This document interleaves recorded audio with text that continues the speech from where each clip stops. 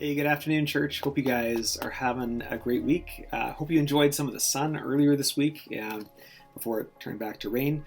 Hey, listen, I just wanted to pass on something that I received from someone else today. As you're in the middle of your week, I hope this is a blessing to you. But just in thinking about all the crazy circumstances that we're facing these days, not just because of COVID, but just because of life circumstances happening, whether stuff in families, stuff at work, things that are going on internally. I wanted to take a moment and, in the midst of those circumstances, remind you about the God that walks with us in the midst of this stuff. The one who actually is with us in the midst of all of our circumstances, all of our challenges, and the one who continues to invite us to know him better. And so let me just take a moment. I want to share with you some of the characteristics of God. And as I read through these, I want you just to listen and see if there's one that stands out to you today that you particularly need to hear in the midst of what's going on in your life.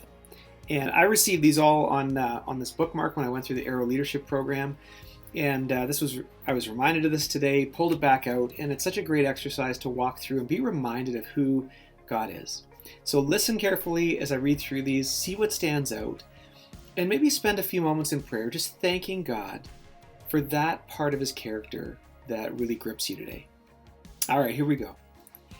This is who God is. He is the Lord of Lords.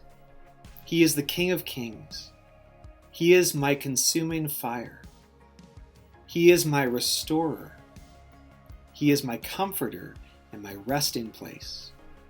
He's my refiner, my deliverer, my refuge, my overcomer.